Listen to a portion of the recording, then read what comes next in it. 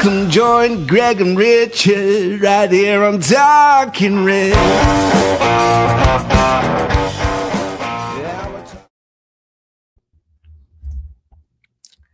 Hello and welcome to Talking Reds, a Nottingham Forest podcast, hosted by myself, Greg Oram, and my fellow Forest fanatic from across the Atlantic, Richard Spary. And joining us on the panel, we have the Statman, Danscape.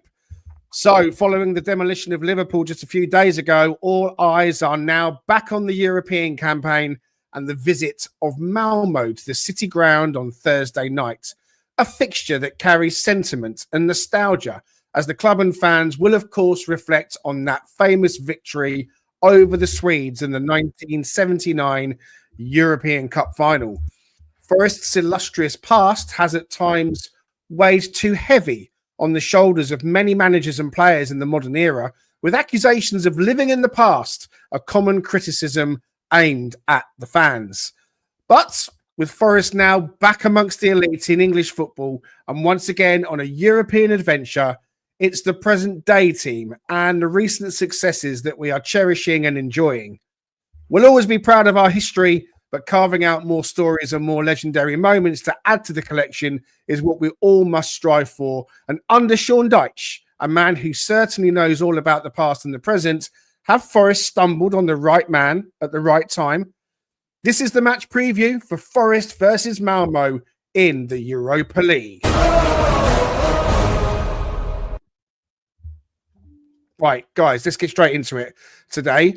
Good to have you guys with us. If you're in the comments, please do let us know that you are here. We certainly want to hear what you've got to say about this game and give us your thoughts on any team selection that you've got in your mind. We're going to go through our teams a bit later on as we also have Richard to give us an opposition preview in place of Raf, who can't be with us today.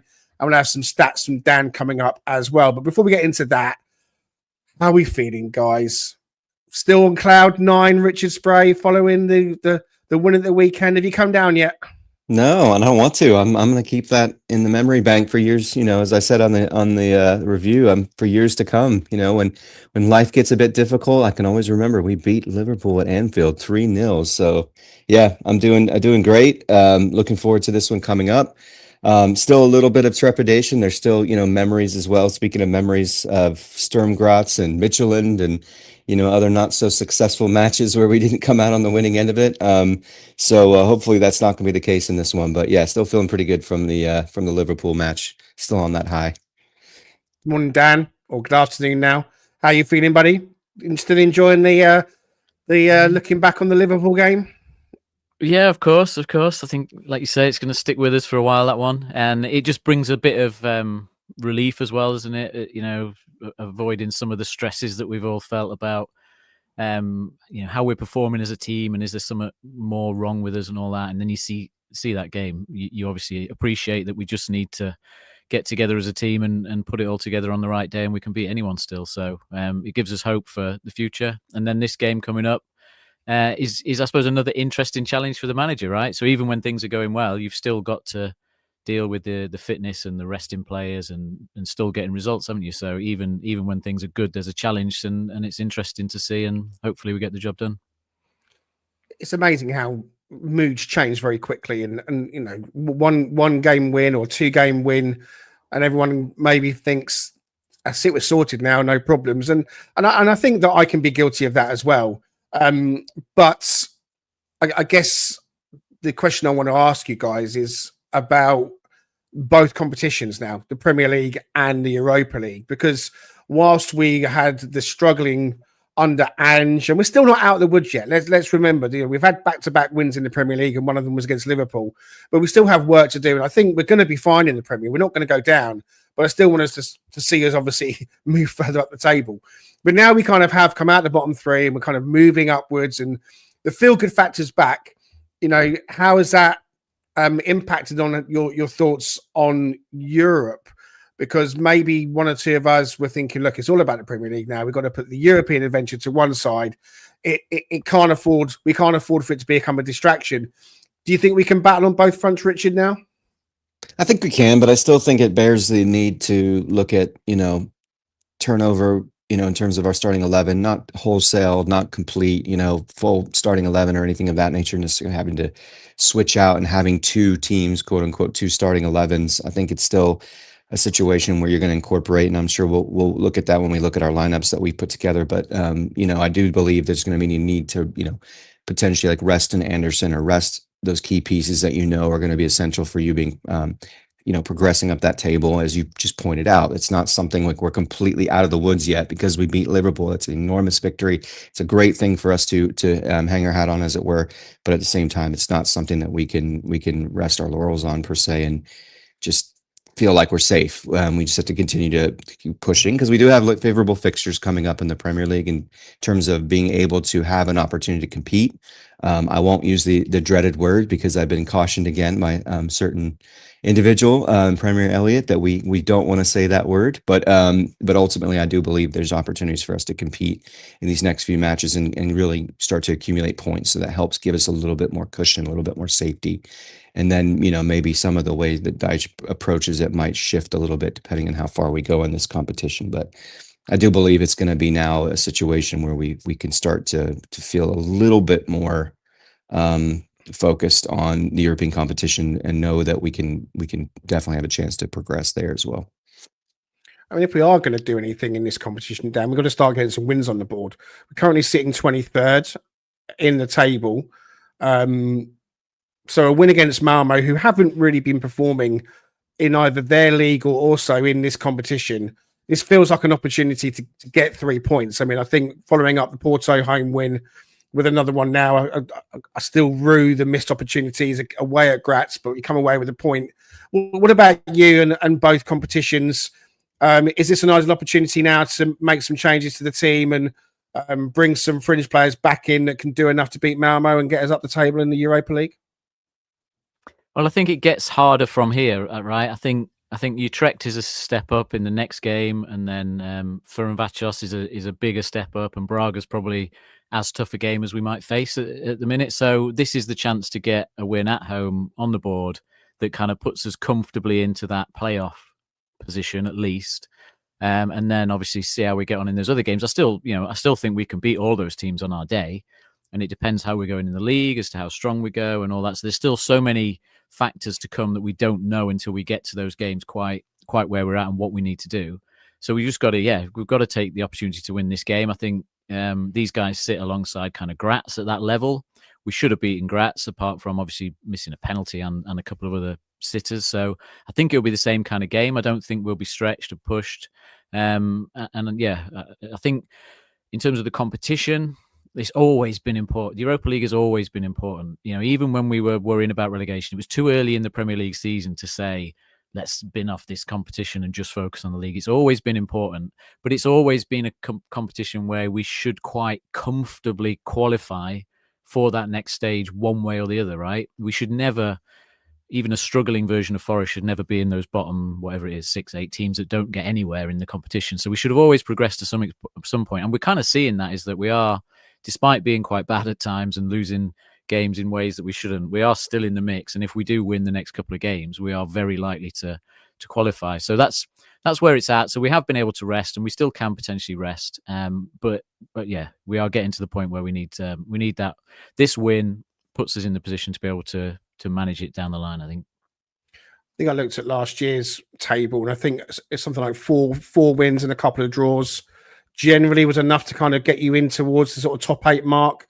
I mean, it's the Michelin result that clearly is the eyesore on our record. We know about that. And that game had huge consequences for the whole club, for Ange, for everything that happened thereafter. So that's the blot on the page. Still, as I say, I'm ruining the away trip to Graz because we definitely should have won that game. But, when you play a Malmo that have lost 3 games, drawn 1, I mean, Utrecht are just above them in 32nd, who we play next with the same record. Those 2 games, to me, clearly are 6 points on the board as a must. Ferenc Varikos, is that's how we say it. They're sitting in third at the moment in the tables. They're having a good campaign. And Braga, who we play on the last match day, I think it's the away game, isn't it? That's they're sat in fifth. So there's a couple of trickier ties coming up, and we can take full points off those two that are currently sat in the top 8 to impact on their points total. I mean, I'm of the opinion that we should really be looking to try and get out of this table in one of the top 8 positions if we can, because it avoids us having more fixtures. A home and away tie in the knockout phase might, be good in some people's eyes because it's more European games and more chance to kind of enjoy the competition. But it kind of gets to the point where maybe the fixtures become a little bit congested. So I'm looking hopefully for us to get 4 wins out of 4 in the remaining games. I don't think it's too crazy to suggest that you can win all 4 games. I really don't. I know Greg's ever the optimist and things like that. But, especially when you look at, as I say, Malmo and Utrecht sitting very low in the table. And so Thursday night, focusing on that game solely, feels like it must be 3 points to back up the Porto home win in Sean Dyche's first game. I do think it's time for feet on the ground. Feet on the ground, though, guys. Liverpool was a great result. I don't want us to get complacent. And I'm thinking about Sean Dyche and the impact that he's made, Richard, when he's come in, because there's been a lot of talk about Sean Dyche and what kind of manager he is and what he's going to bring to the club and what he can and can't do. And at Liverpool, he made that change on 60-odd minutes. And I said in our WhatsApp group, I'm surprised he's bringing Hutch on. In fact, I was very surprised. I really didn't think at 2-0 up he would be making that change. But to bring on that kind of attacking player was such a breath of fresh air and actually quite surprising for Sean Dyche to do that. Although maybe it wasn't surprising. Maybe that's what he would always have wanted to do if he had the weapons at his disposal in teams that he's managed in the past. And we've said he's never had a team like Forest or a squad like he's got at Forest. So I asked in the intro, is it a case of we kind of stumbled on this situation with Sean Dyche, our manager? Right man, right time. And I said to you off air about chemistry being really important. The chemistry with Ange was all wrong. He was never the right fit. And we saw that in the performances from the team. But with Sean Dyche and the things he says and the stone and wone factor and all the other ingredients that we know about, is that as possibly more important than anything else? When you get that right, then everything else just kind of follows suit. Is there anything in that, do you think? Well, I mean, I think we said, first and foremost, stabilization was critical, right? That was the buzzword that we were using for when he was being presented as the option. So we felt like we'd at least get that. We'd at least get something that allows us to do certain aspects of the game really, really well, get back to pieces that we had seen be successful in the season before. But again, we came in with the same mindset with Nuno. We didn't quite understand. I mean, we knew him as a manager because we knew what he had done with Wolves and obviously how things didn't go well at Spurs. And that he had an unceremonious, sort of exit from the Saudi team. But you saw that especially in the offseason, obviously there's a lot of time until that occurs. There was something that had happened where his man management capability, his ability to connect with these players in such a way where he starts to bring confidence into how they operate, lifting some of the play of specific players like a Chris Wood, like Matt Sells, for example. It completely altered our trajectory and our perspective on how this team was going to play and operate week in and week out. But I think there was a humility factor that he brought as well, similar to what I think Dyche is doing now, which is to say, we need you at certain levels. He's demanding a certain level of expectation of how these players are going to function within the framework that he has. And I think you can see just by seeing more training ground footage than we clearly saw under Ange, where you have a little bit more, it feels like there's a little bit more cohesion and as you use the word, I think, connectivity, Greg, in the last episode that we had between these guys. They understand a little bit more fully, it seems like, what roles they have, how they function with those roles. I mean, Hutch is a perfect example. He was begging for a start, but based off of the opposition, Dyche utilized him in a way that made had the most impact, which is when they're getting worn out, when their heads are down, when they're feeling like things aren't going well, he comes in with his pace, with his trickery, with his ability to cut through into the box. And you saw the outcome. It led to the third goal. So I think he's, it's always a hindsight scenario with substitutions, right? Because, had he done something else and then they score 2 goals on us and then we end up with a draw, it has a very different feel to what he did. So it worked out well in that regard. But I do think he's giving us a lot more in terms of how he's allowing the team to coalesce than we probably imagined. And we did say, hey, you never know. This could be another Nuno situation. Maybe it's just the right fit, not only at right time, but maybe even in the future. So a lot remains to be seen when it comes to that, But still, there's a lot to be positive about given the way things have unfolded. I mean, 6 games, 3 wins, a loss, is that right? Yeah, 2 draws. In my head. 2 draws, yeah, and a loss. So, and that loss, clearly was just an aberration now, which is a great thing to see. So, yeah, absolutely. Graham Smith's in the comments says, "Hello lads, this is one for our old boys." I think talking about the Malmo game coming up. And Pat Brett says, "Been looking forward to this one since that night in Munich, and it was probably the greatest night in his life as a Forest supporter." I can subscribe to that as well. Also, Steve Battermuch with us says 2 draws and 2 wins as a minimum from these next 4 games. And Scotty Down Under says, "Come on, you Reds from Australia. An early start for the Malmo game on Friday morning." It's funny because YouTube is, when we put people's names up in the comments now, it doesn't give you the names, it gives you your Twitter handles. So sometimes we have to try and guess who that is. So bear with us if we get it wrong. Dan, Sean Dyche is someone that you maybe had a couple of reservations about. I think it's fair to say. That's not unusual for you. You like to come in sort of fairly level-headed, and you even mentioned that you thought he probably wouldn't be our manager next season. Have you changed your opinion yet? Not entirely, because I don't think I thought he would be a disaster. I think for the most part, what we were seeing is what I thought we'd get. Obviously, I never expected us to go away to Liverpool and be capable of beating them 3-0, right? But I thought we'd turn things around. We'd become more solid. We'd get a few points on the board, and then we'd be able to beat teams like Leeds at home. And I thought that was within the kind of level that we were looking for. And it's what we need because of where we put ourselves into that position with the Ange disaster that went on. So that's kind of where we are. And then that performance is like, okay, so if that's the level and we can start to do that a little bit more regularly, particularly away from home like we did last season, where we could really get some back-to-back results and wins, then it can really start to turn things around. I mean, you talk about hindsight on the subs. I suppose that whole game is a little bit hindsight insofar as if Elliot Anderson doesn't head that ball away and we go 1-0 down and after 7 minutes, and Kirkes bangs one in after 20 minutes, you're 2-0 down. It's a different game, but that's football. Like this is why we love it, because something happens, something else happens, and then you can't predict everything after a game as to what will come in the future. So I think we're still in that new manager bounce, aren't we? That's where we are, and it's the next period of time where you've got to build on that to avoid the pressure building back up on the manager. And these results put credit in the bank.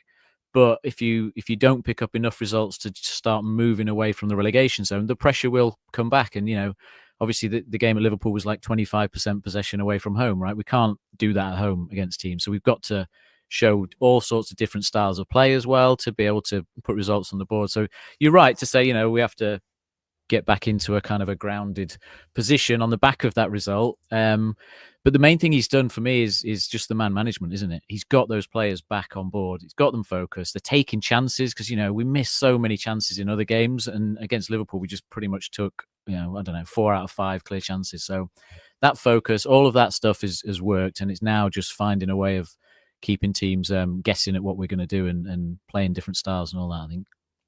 It's funny because there were so many missed chances when Andy Postecoglou was a manager. So many games that under his reign, of all the 8 games, I think it was, that we came away thinking, how have we not scored and how have we not won that game?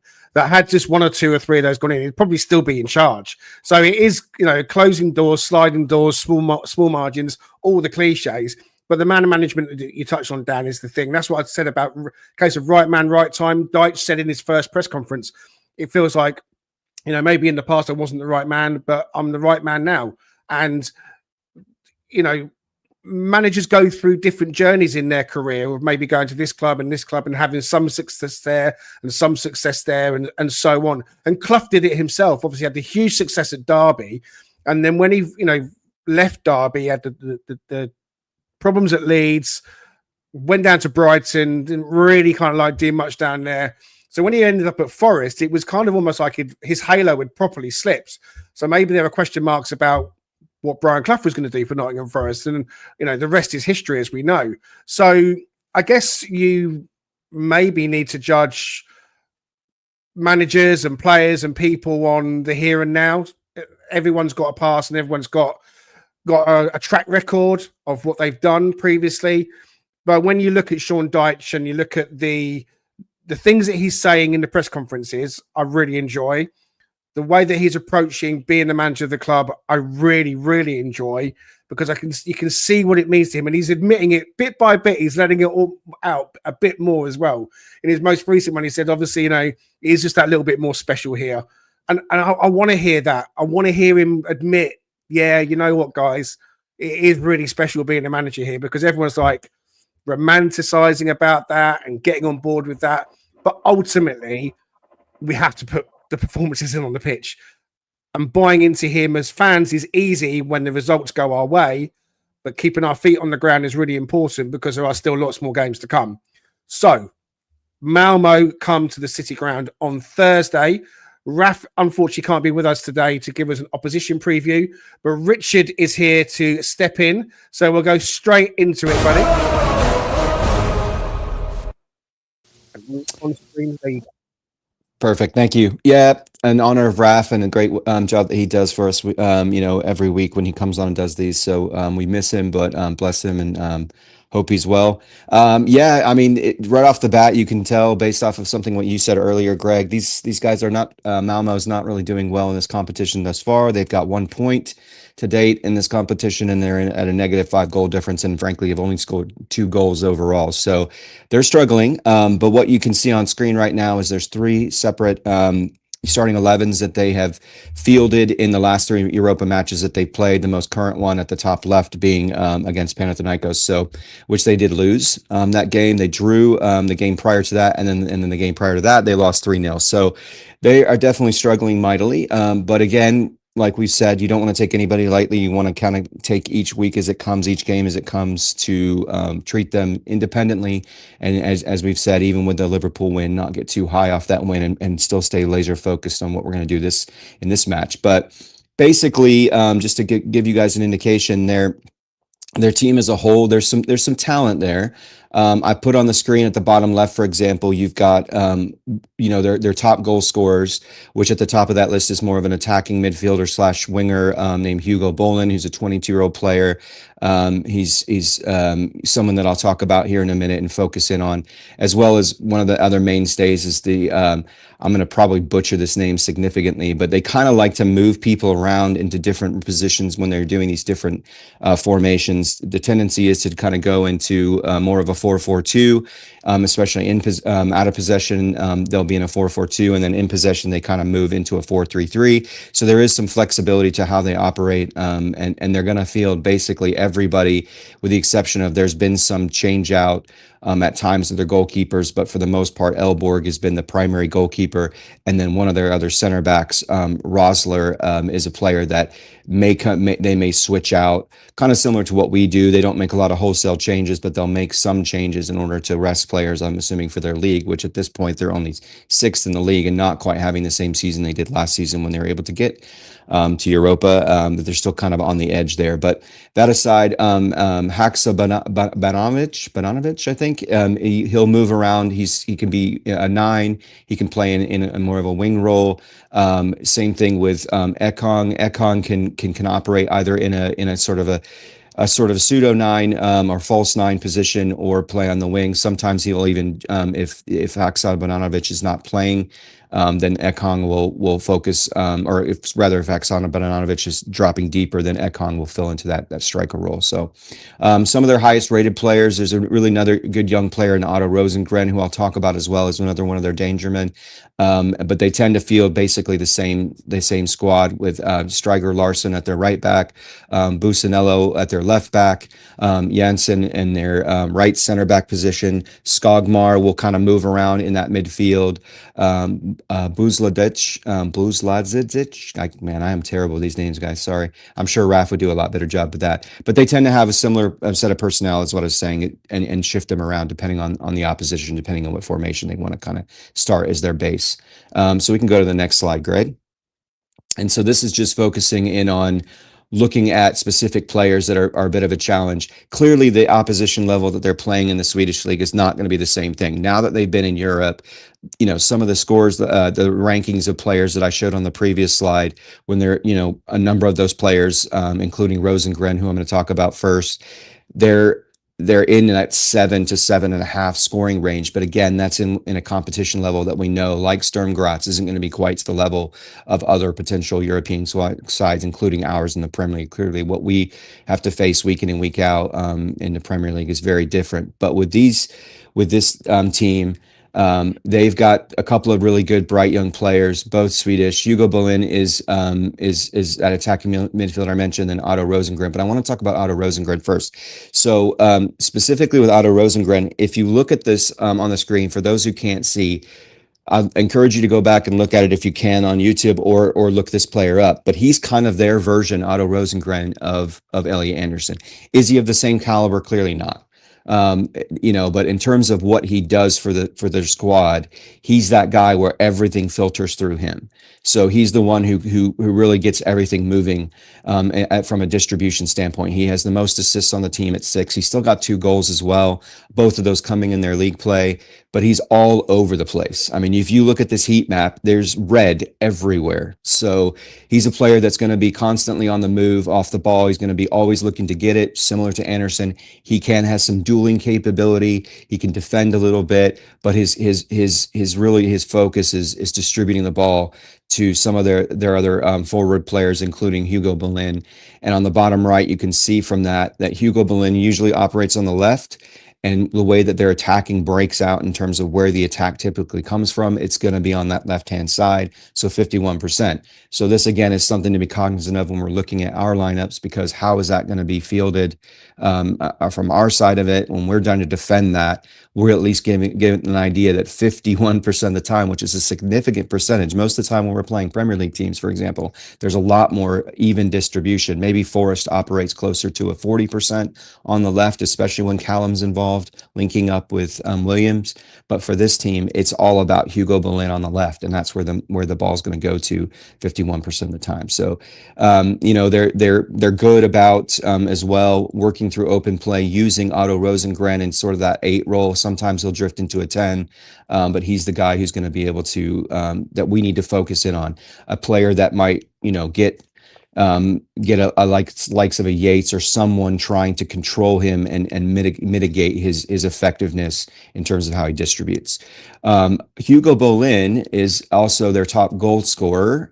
So we have our top assist guy in Otto Rosengren, top goal scorer in Hugo Bolin, and you can see on the screen with the heat map that he again is just focused exclusively on that left hand side. Occasionally they might move him over to the right to try to, if he's not finding success on the left, potentially move him to the right. But again, that majority of the time he's going to be focused in on that left hand side. So he's a tricky player. I mean, Rosengren's got some skill on the ball. You'll see moments, like I said, with Anderson, where he'll kind of carve through people. He'll get around people. But Hugo Bolin is a little bit more focused on trying to cut in a similar fashion to Callum, where he'll get that ball, he'll receive that ball in that final third, and then he'll try to, or at least on the halfway line to the final third, if they're on the counter, which they don't do a ton of that. They haven't gotten any goals actually on the counter, but when they do pick up the ball and Rosengren distributes it out to Bolin, he'll go down that left-hand side, and he likes to try to cut in on players and try to take shots, because he's very decisive with taking a shot. Like Dan talked about earlier, some of the chances we weren't taking at certain points when we were either under Ange or just at certain intervals this season where we wouldn't want to take that shot. We'd shy away and try to find someone in the box and maybe give it away or whatever the case may be, or kind of stymie our attack. This is not what Hugo Berlin do. Hugo Berlin will take shots at any time. He has the highest shot rate on the team.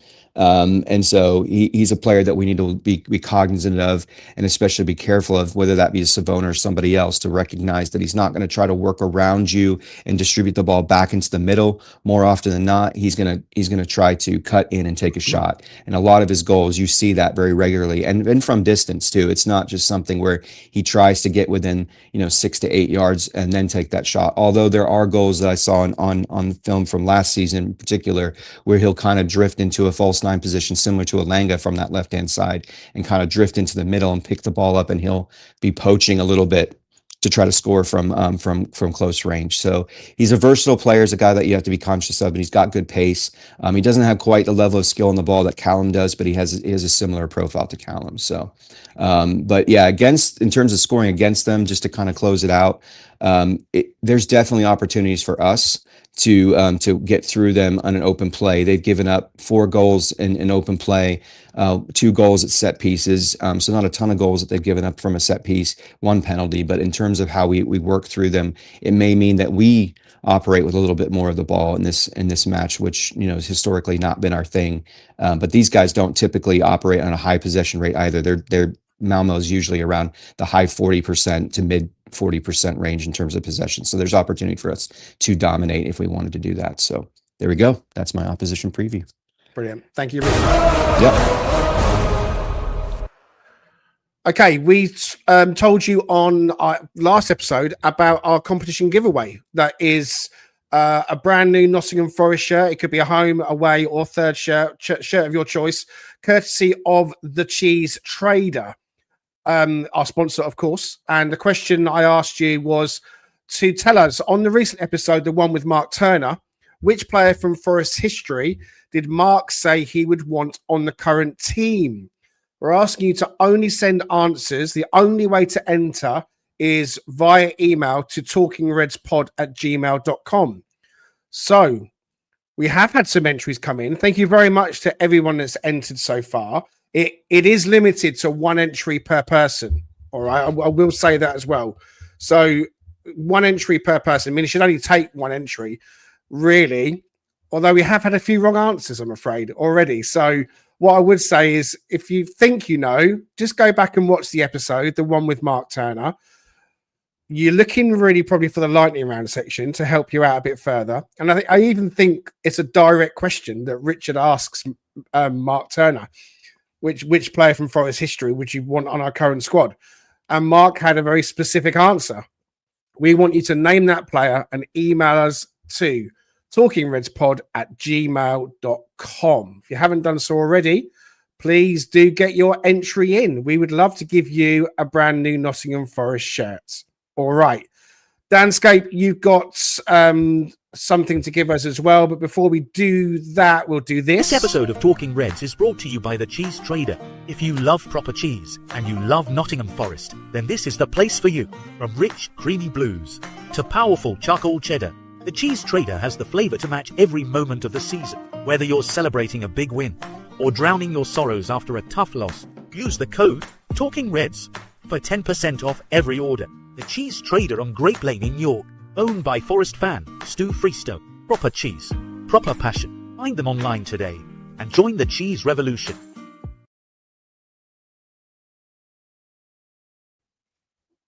Once again, Stu Freestone, the Cheese Trader, on Grape Lane in York, 10% off. You know the drill.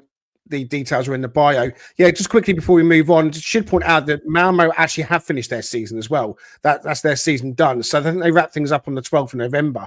So they might be fresh, but they're obviously still without a season proper to kind of train for. So that's worth considering whilst we focus on this.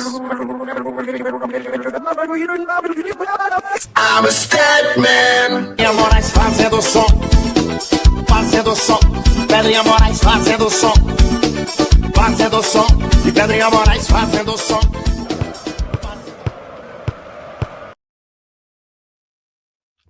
Take it away, Danielson. Thank you very much. So there are many good things to come out of Sweden. I'm sure we'd all agree. But the domestic football league's probably not one of them. So I don't have any data for that, and it's not covered on FBref. So I'm going to show you the information based on the actual Europa League performances so far this season and where they sit in relation to some of the other teams we've got coming up. Kind of touched on it earlier, and I suppose you on this chart, you're just looking at the kind of the XG for and against. So left to right is the kind of attacking style, quality, if you like, chance creation, and bottom to top is the kind of defensive ability. And you can see Malmo sit right down there in the bottom left, right, which is bad attack and bad defense. They sit right next to Sturm Graz. They are not missing chances, if you like. They're not being unlucky in games. They really aren't creating much, and they are allowing teams to have chances. So you'll see Forest are in the top right where you want to be, and we are in the mix with our future opponents there in however Greg pronounced it earlier, Ferencváros and Braga still to come, up there with Porto Midtjylland. So we actually had some difficult games based on the performance of these teams. Utrecht obviously coming up as well, sit a little bit further in terms of their attacking threat, but they are quite good defensively by comparison. So that's kind of where Malmo sit. That's what we're looking at. In terms of then, I suppose, their finishing and their goalkeeping. So, aside from chance creation, just the kind of the 2 6-yard box things at either end of the pitch. So left to right is the kind of finishing quality. Bottom to top is goalkeeping quality. And I suppose left to right, again, you'll see that Malmo, not shown good finishing with what chances they have created, not been great. So they sit on the left of that chart, quite similar to Utrecht coming up, quite similar to Forest and as well in terms of we have missed chances, as we know, in games. This is outside of penalties, which have helped us quite a bit in this competition so far. And then the goalkeeping wise, it's one area where they do quite well. They're near the top of that chart, and Graz is the same, right? And that's because I guess these teams, that's probably one area of the pitch where they can recruit well, because you need that one player, and they give them quite a bit to do with their defense, letting quite a few chances in. So that's where they sit on that. For us, I suppose it's bad that we're in that bottom left corner, being bad finishing, bad goalkeeping, right? We want to try and move that across to the other side of the chart to make sure that we get the job done in the competition. And then just quickly on style. So this is percentage of passes long from left to right. So if you're on the left of this chart, more of a possession-based tippy-tappy team. If you're on the right, it's very direct. And then bottom to top is kind of the set piece, quality, and that's both end of the pitch. So again, bottom, you'd be poor at set pieces, and top, you'd be good at set pieces, which is why Midtjylland are up there, and our good friends Braga still to come. So you can still worry about that in the future. But you'll see Malmo sit onto the kind of possession tippy-tappy side of the game. They're not as direct, and that's why it's interesting with Utrecht. Utrecht's are much more of a direct team when we come to face them, who will sit in and hit us on the break, whereas Malmo don't tend to do that. They don't tend to have that pace and skill to do that. So, they also don't offer a set piece threat. There's not much going for them based on the numbers and the performances in Europa this season or last season as well, when you look at that. So that's kind of where they sit in relation to others. And on this chart, on the right, you're just quickly looking at the radar chart. You'll see Forest performance is good. We're filling that radar chart in a lot of areas apart from the finishing and goalkeeping. If we'd have put that together in the games, we'd be right up there as one of the top teams in this. But you'll see Malmo's green part on that chart on the right is very much a spiky sort of starfish style chart, which is not what you want, because they might be good at goalkeeping but not good at winning their duels, not good at kind of winning the ball and all that sort of stuff. They are where they should be in terms of the league position. In terms of their players, one interesting player is Janssen, who used to be at Brentford and Leeds, big man. Big centre back who's actually doing quite well for him. Again, he'll have lots to do in their defence in this competition. So he's ranking quite highly as a kind of a typical no nonsense centre back. So he does well for him in that respect.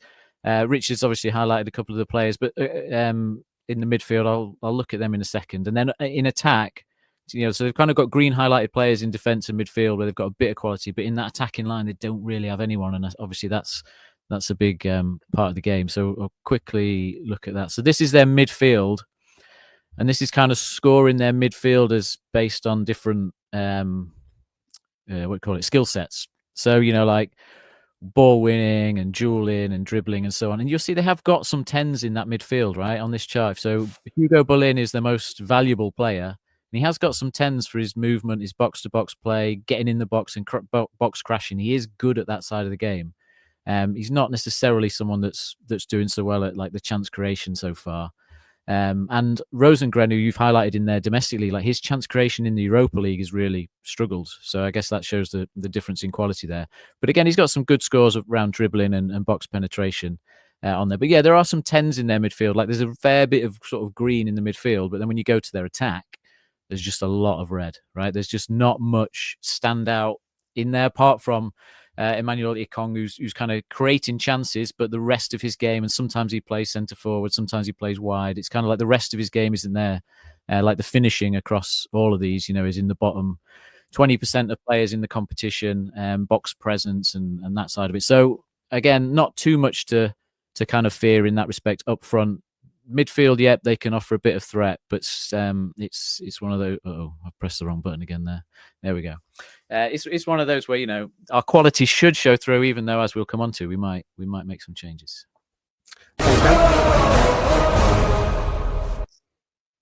Okay, right. So we've spent a bit of time thinking about Malmo. They look like a team we should be getting into, and we, as usual, have put together a team that we think should take to the field. Let's get them up on screen. And Richard, yours is up first. So tell us who you picked and why. All right. So kind of per what we said earlier, we wanted to try to fold in some different players and, allow some players to rest that we know are critical for our Premier League run. But I went with Sells in goal because, I don't think he's going to have much to do in this match. But when an opportunity may show up, we have someone we have a lot more confidence in, obviously, in Sells than we do in John Victor, just because of some of the issues we saw in the last match where he was starting. So I went with Sells in goal, back line of Abbott on the right, Milenkovic, Morato, and Williams. So you have some mainstays in there that we know provide quality in Milenkovic and Williams. Morato's obviously had a pretty good season as well, but he's been a bit missing. I think we all thought maybe he'd come in for Morato time per usual, for what we're used to seeing with him in late in the match or in a 75th minute to try to bed in and keep Liverpool at bay, but that didn't happen. And Dyche went with Hutchinson, which clearly worked out well. But it'd be good to get him some game time. And then Abbott, of course, just as an academy player, continuing to allow him to develop and have that progression as a player, because this is the type of match, because of the quality of the opposition, that I think it would be a good option for him to get some match time, some minutes on the pitch. With Rosengren involved, it would be great to have a kind of person who plays that psychological warfare and can help minimize their effectiveness, and someone like Yates. I went with Yates and Dominguez in the midfield primarily because I think this is an opportunity for Yates to start. This feels like a match that he would want to start at home, and that would be a good option for him. As well as Dominguez, just because even though we know he's played quite a bit lately, he started against Liverpool, he started against Leeds. The reality is he hasn't logged as many minutes on the pitch nearly as much as Anderson has. So I want to try to give this opportunity for Anderson to get some rest as well. Then I went for a forward line of Ndoye, McAtee, and Hudson-Odoi, and then Callum Mwendo up top, simply because we know we don't have Hutchinson at our disposal in this. Hopefully Hudson-Odoi is fully fit and can come back in. He did obviously come off the bench against Liverpool, but I think it's a match for him to start. McAtee, just because he hasn't logged many minutes at all, I think, since Sturmgratz, right? So it's a bit we still want to see what we have with him. We still want to see him have an opportunity to progress as a player and be able to get that fitness level up. Clearly, he should be doing the work on the training ground and other aspects to get fit, but it doesn't compare to wanting to get match fit and actually be out there for a good portion of time facing live ammunition from an opposition and be able to react and or work within that. And so, yeah, it'd be great to see him get a start and have a chance to have an impact, hopefully. And then Callum Mwendo, just because of the fact that Ty was injured, right, and he's not on the Europa squad anyway. Jesus has been playing quite a bit lately, so this is maybe a good opportunity for him to get folded in. And then we don't know the status of Chris Wood. It doesn't seem like he's going to be coming back immediately anyway for this type of match, and they probably wouldn't want to utilize him for something like this. They're going to want him for matches coming up in the Premier League anyway. So I tried to kind of give a little bit of a balance between keeping some mainstays in there, some people who are stalwart players that we've had in our Premier League matches and seen quite a bit. Hopefully not wear people out like Williams, but at least fold those guys in and then fold in some other players that haven't had a chance to play as much recently. So 4-2-3-1 is what I'm going for, the usual formation in this particular match. Okay, brilliant. Thank you very much. Yep. We'll talk about maybe everyone's teams in more detail once we've looked at everyone and what they've gone for. Dan, your team's up next.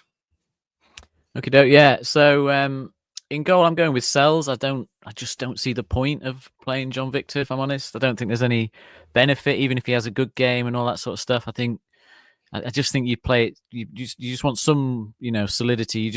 The last thing you want is to lose this game because of a mistake or something, because it's obviously important for our progression in the Europa League. So I think I'm going with that. I'm going Murillo and Milenkovic at centre-back because I don't think they'll have a lot to do. It's not going to be a game that's going to tire them out, personally, from what we see. I think it'll be fairly straightforward for them. So I don't think there's a massive risk that they're going to be flagging at the end of the game. And that allows me then to rest Nico Williams, who I do think needs a rest, because fullbacks always have to do a lot of work. So in this game, I'm willing to put Morata in at left back. I know some don't like it, but I think he can do enough of a job. Again, he won't have a great deal to do. And then I'm playing Zach Abbott at right back because I think he can offer as much as Savona offers, to be honest with you. He hasn't had the chance. He's a little bit younger and a bit less experienced, so it'd be good to just give him a chance to do that. So, the core of my defense is solid so that I can then play those two guys who maybe don't offer as much in an attacking sense, but hopefully offer enough that we get through this game. And now I'm looking at this team, there's not actually a lot of sort of out and out creativity in it with my fullback choices and my midfield with Yates and Sangari in there. So this is a no nonsense team. Yates and Sangari midfield, just trying to manage minutes. Obviously Yates is the nailed on one. The other one is the hard one to pick because Sangari potentially needs a rest. Dominguez has come back. Obviously Anderson played a lot of minutes, so that's a tough one, but I think they can offer some threat in terms of aerial and box crashing and all that. I suppose in my attacking four, Kalimwendo, I think we'll all pick. It's Bakwa that's the forgotten man.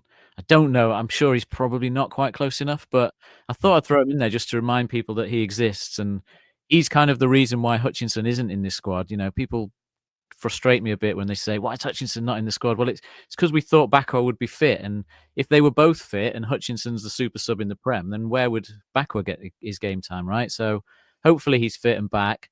He's really the reason why Hutchinson's not in this squad, so he's the big miss that we should have as another threat, and we should be starting to see some from him. So maybe he's got an outside chance of playing. If not, obviously you're probably looking at Ndoye, obviously McAtee, Hudson-Odoi and Kalimwendo making up the rest of it. Okay, thank you. I've done a team as well. So, yeah, similar to you guys. I mean, I've gone with the 4-2-3-1, and I'm keeping Sells in goal really for the same reasons that you guys have described. I do think John needs games, but I want us to lay down a marker now. I really want us to take this game seriously. I want us to go out and win this game. So Sells stays in goal. It's always difficult when you're trying to think about how you can make some changes to rest players. I do believe that Williams needs a rest, but he's in my team at left back still with a Morato and Milenkovic in the middle of defence, with Murillo getting a rest. I've gone with Zach Abbott at right back again for the same reasons that you guys have mentioned. I think Abbott showed when he came on against Graz that he's a young man with a big future, and I think at home against a team like Malmo, is more than capable of coming in and being solid first and foremost. But he did show that he will get forward against Graz, and maybe this is an opportunity for him to get some good game time. Where I'm perhaps a bit more controversial is in the midfield, whereas I've kept Elliot Anderson in the team alongside Ryan Yates. And the reason I've done that is, yes, he has played a lot of football, but he is naturally fit. And I'm thinking I want this game tied up within the first 60 minutes. A 2-goal lead, and then Anderson can come off. He's the glue in our team. Everything that's really good and energetic about Forest at the moment largely has been because of Elliot Anderson. And so I'm keeping him in because I felt we possibly missed that against Graz when he wasn't included in the matchday squad at all. I kind of feel like he's so important that I want him in this team alongside of Ryan Yates. So there's that cohesion and that connectivity that's still in place for the 11 men on the pitch. So Elliot Anderson plays for me. Also, I'm thinking about the amount of work that Sean Dyche has been doing with this squad in terms of fitness. He's spoken a lot about they need to be fit enough for the work I want to do. And that they've all talked about the amount of running they've been doing, the amount of extra beasting that's been happening in training. So their fitness levels are really good now. And in fact, the stat I read and heard was that we ran as a collective team at the weekend against Liverpool 6 kilometers more than Liverpool did. So it's working. Whatever Sean Dyche is doing, it's working. So this Thursday, Sunday rota of football should now become a little bit, I don't want to use the word easier and make it sound like it's going to be easy, but less of a problem than it has been perhaps for some players to play Thursday, Sunday. So Anderson plays, Yates comes in because this is a perfect game for Ryan Yates at home to Malmo. And then again, Ndoye and Hudson-Odoi as my wingers. I don't think Back was going to be fit. I want McAtee in the 10. I'm resting Gibbs White because I think McAtee does his best work in that 10. I want to see him given a chance to drop a bit deeper at times, to be a linchpin, to bring players in. I want to see him flourish. I want to see him have an opportunity, not stuck out on the flank. I want to see him being the main man and being given an opportunity to fill that void left by Gibbs White, who has risen in the last set of games. You know, he's been scoring back-to-back goals. Okay, fine, 1 or 2 were penalties, but you know, Gibbs White has stepped up and he looks a happier player. And again, up top, we do have a problem with no Chris Wood. I would want to play Igor Jesus just because I think he's in form. The way he played against Liverpool was great. But again, Cali Mwendo, I think, needs a game. So I'd go with Cali Mwendo to start with, in the hope that, you know, something comes off for him. Something happens where he can, you know, create a bit of space, maybe make a run, maybe be brought in by one of the wingers or fed through by one of the wingers to kind of maybe go through one-on-one and slot it in. He needs a goal. And I know that that's an obvious thing to say, but, you know, all strikers need goals. But it's amazing what these moments, these goals can do for players. It can just spark something in them. So I'm really hoping that can happen for Cali Mwendo. We're going to have a bench then of your Sangare, of your Gibbs White, of Igor Jesus. So there's a bench there as well that if things aren't quite going to plan, you know, we can still make changes. So that's how I'd set up. What about you guys then? I mean, do you think it would be folly to keep Anderson in, or do you think that Anderson needs a rest, Richard, no matter what I say? Well, he definitely does, because then I know it's going to be a while before the next international break, right? So he's just a guy that I think is sort of trending in the same way that Nico was last season, where it's just like they're there every match and they're there logging every minute of that match too. Because I don't recall the last time he's been subbed up in a Premier League match, at least not to my, because nothing's coming to mind. So I definitely think because he is the linchpin, these are the kinds of matches where you feel like, because of the quality of the team, again, we don't want to take anybody lightly at this stage. We want to focus and treat every game like we're playing, a Liverpool type squad, and keep that focus there in terms of not letting our head get dip and our form dip and just get too cocky and too overconfident about the situation. But yeah, he just seems like you don't want to risk him, because if you lose him for at any stage for a period of time, it's going to have a huge impact on the squad. And I like the idea of having guys that maybe, especially with like a Yates, pressing, because this team in Malmo is also susceptible to the high press, because they like to play out from the back, like Dan talked about, tippy-tapping possession. And so those are the kinds of players who I think can be physical and win the ball back quickly, which I know Anderson could do the same, obviously, but it's just not allowing him to have to play because he'll be everywhere, right? He'll want to be involved in everything. And so he's running perpetually. And while he may have the fitness level for that, I just don't want to risk potentially an injury of some sort in these kinds of matches. Can I no quickly just in your team, Dan? Where do you see him?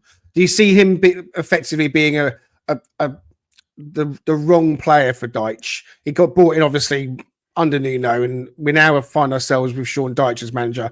Is James McAtee more likely to go out of the club in January than stay? I think he was in my team, wasn't he? I think I did. I'm thinking he will play this game, and like you, I think I've got him in the 10. Yeah, he's in the 10. Oh, Yeah, I beg he's your in the pardon. middle I there. beg your pardon. Sorry, I misread that. we need Okay, to the question still stands though. Is he still a player that possibly doesn't quite fit? I'm struggling to know where he fits from what I've seen of him in any team other than Man City at the minute. You know, a team that's really got dominance on the ball.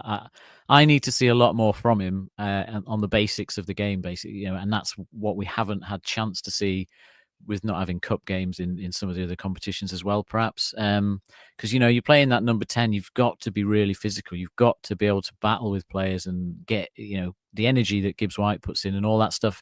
You have to do that, as well as being smart enough to be in the right place and as well as being brave enough to do things on the ball. See, we know he's got the technical ability, but you know, not seeing that physical side of the game from him. And that's where he absolutely has to show up. And that's not just a Dyche thing. You know, that's not just a manager thing. That's any team in the Premier League outside of, like I say, you know, teams that completely dominate the ball. So he's got to show that. And I suppose the main thing he's got to do is show the you know, the mentality as well of coming into a game like this and doing it, because it's like, yeah, you could coast through this game, or you can grab this game by the scruff of the neck and say, look, I'm a player and I need to be considered for a position and, you know, score a couple of goals and really put the effort in. And that's, I think, it's a good opportunity to see that against a team where we should get a result, to see whether they actually put them to the sword and do that. Can I just ask you about the goalkeeper, though? Because obviously we talked about the goalkeeper briefly, but do you see a future for John Victor at Forest, you know, beyond just being this season as a backup? Because if there was a future for him at Forest to be a long-term sales replacement, then I'd be picking him for these games. But I suppose I'm just not sure I see that. So then I don't see the benefit of kind of... It's really difficult because, you know what, he's been nominated for this award for best goalkeeper in the world, and that's based on the work he did at Botafogo, obviously. When I saw him in the Club World Cup, I think I'd said on this pod a few times, I really like the look of that John Victor. He looked like a really good goalkeeper. He looked confident. He looked like a man who knew how to play the position in terms of positioning, in terms of shot stopping. But he's looked like Carlos Miguel Mark II since he's been at the club. And you know, okay, I played in goal myself, nowhere near the level of what we're talking about in terms of football, but I played in goal, right? And if you're not playing, you can easily lose confidence. You can easily build up a level of rustiness and all the rest of it. And it is very much a confidence position, I think. And so part of me wants him to play just so we can have another look at him. But he didn't kind of fill anyone with confidence. The way he dealt with those two shots against Graz. I mean, one was put in on an offside goal and the other one was an identical save that was cleared by the defence. I don't see him at the moment as being the long-term option to replace Sells. I still don't think that Matt Sells will be our goalkeeper next season. I foresee a change in the goalkeeper department at the end of this season. I think Matt's is looking, well, certainly on Saturday, he was one of those players that was looking back to his self from last year. And if he can continue that and regain the confidence and the agility and the shot stopping and the positioning and so on, then great. But I still think that my gut feeling is the club will look to make a change in the goalkeeper department for first choice, that is, come the end of the season. And I don't think that John Victor at the moment it would be the person that I would want to step into his shoes. So yeah, he doesn't fill us with confidence. The Swansea performance again, you know, we've all seen that.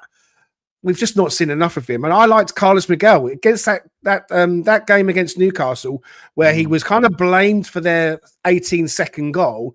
I didn't blame him for that, and he made some great saves in that game. But then the Exeter game was a disaster. And I said on here before that I felt like he actually pulled a sickie because it looked like he'd just lost his mind, and he ended up coming off. But I felt like he pulled a sickie and just wanted to get off the pitch. I've got no evidence to back that up, by the way. That's just just a hunch. So yeah, I think, I don't know. Is it something about Brazilian goalkeepers? I don't know. Different environment, different weather, different pitches. I just don't know. In answer to your question, I don't see him as our long-term goalkeeper. What about you, Rich? No, I can't disagree with that. I mean, it's unfortunate too, because like you, I think West Ham was rumored to be in on him at one point as well, John Victor. So, that's obviously pre Nuno, so you can't really log that to something that Nuno saw in him per se. But yeah, based off his performance against teams like PSG, you would think that he could fit in with the Premier League, at least have some time to develop. And I mean, he's 29. He's not a young guy, in football terms, right? By any means, but he certainly has the length. Oh, he didn't go with the soundbite, mate. Well, Come yeah, on. well, Yeah. He's a tall guy. He's a tall hang guy, on a similar minute. to okay. Yeah, there you go. He's got the height. And one thing I did see from Sells in the last match that I thought was interesting, again, it was just a couple of moments. There was actually one moment I think it was on a cross into the box where he punched the ball away, which was, good to see from Matt Sells starting to kind of hopefully Yeah. be a bit more of command the box kind of goalkeeper, more than he was. Pat Brett brings up a good point too with Angus Gunn. Like that was a player I wondered if at some point we might see featured. He's obviously injured. He's not playing at the moment, but maybe in the next few matches, depending on the severity of the injury, because I don't think I've seen what that looks like. But yeah, he might be a player that gets a run. Yeah. Wish we had that like 23, 24-year-old goalkeeper that we all thought this guy just, he's got the mentality and all that. And then that's the kind of keeper you'd be saying, yeah, let's give them game time. Let's give them game time because in 2 years' time, they will be really good keeper if they experience. Whereas we're sort of going the other way of having a really old goalkeeper that is only going to kind of go the other way. It doesn't. Yeah, I think that's. I mean, I could see the reasoning. Miguel was a little bit more of a wild card, I think, than maybe John Victor was. Yes, again, Greg, like you talked about, different climate, different environment for him. But based off of what he showed during the Club World Cup, which isn't everything, right? It's an isolated set of matches, but it's against top competition, and as you would assume, it's including Premier League competition and some of the best sides in Europe. So you would imagine that would give you enough confidence to believe at least he's coming in and he's going to pressure Sells to again continue to step his game up a little bit, because there is aspects of his game that are you're left wanting, right? But to Dan's point, yeah, I mean that I could see potentially if we're targeting something in January maybe, or certainly in the transfer window in the summer, I could see us going for that style of keeper that Dan was mentioning. That's a younger keeper, and bring them in as an understudy to Sells, because we know. I think he's got 2 more years left or 3 more years left on his contract, but we often thought maybe he's longed to go back to Belgium or somewhere else in Europe where he's closer to home and kind of finish out his career. I've always said keepers get better with age. I think the older the keeper, they do get better, and there's a good longevity in a good goalkeeper. So it could be completely wrong. I think, what is he, 30, 33, 34? He could 33 now, it'd be 34. I just think in order for him to be the goalkeeper next season, he's got to get back to the thereabouts levels of last year, which he hasn't been at this season. And it's an obvious place where you think, well, look, let's make a change. So, I like Livakovic, the Croatian goalkeeper. I've liked him for a while. He's someone I'd have my eye on. The other wild card would be James Trafford from Man City. He's gone back there thinking he was going to be the number one. And then they signed Donnarumma. And he's probably left thinking, what the hell have I come back here for? To sit on the bench. So, maybe that's a long shot and maybe won't happen. But hey, listen, guys, we are out of time. We need to wrap things up. So we are going to quickly go around and get some score predictions and some closing thoughts. Daniel Sam? I think it's going to be... Let's go 4-0 Forest. I can't remember what I said against Graz. Let's go 4-0 Forest. He said 3. Oh. Yeah, let's go. Are you Greg Oram in disguise? Yeah, let's go 4-0 in the Fawad Bashiru derby, isn't it? I think he's about the only player that we signed from Malmo in our history, having looked at it. If you remember him, who went on to play one game against Barnsley under Sabri or something, and we never quite saw him again. So in honour of him, 4-0 Forest. Wonderful. Right. Richard? I'm gonna go 3-0.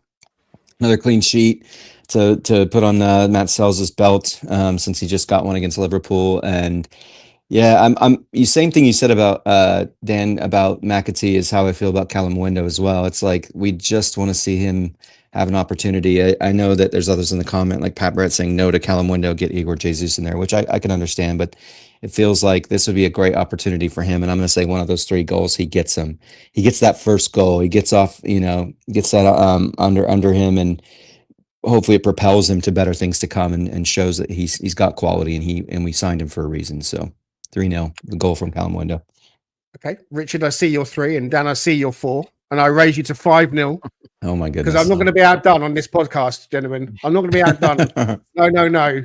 I see it. I'm all that talk about keeping feet on the ground has gone out of the window. Yeah. It's the end of the pod. I'm doing my wrap up, and in true Greg style, I'm getting carried away, and I'm saying 5-0 to Forest, clean sheet for whoever's in goal. We can even stick bloody Ola Aina in goal with one leg. We're still going to keep a bloody clean sheet. But it's going to be an amazing occasion. I'm really looking forward to seeing. I wish I was going, but can't be there.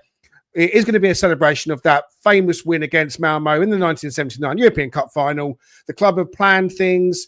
Legends will be there from both sides. So enjoy the evening. Enjoy the win. It's not going to be 1-0. It's not going to be Trevor Francis heading into the shot put ring. It's going to be 5 goals for Forest. Cali Mwendo is going to score, and we're going to be celebrating as we go up the table in the Europa League. See you soon.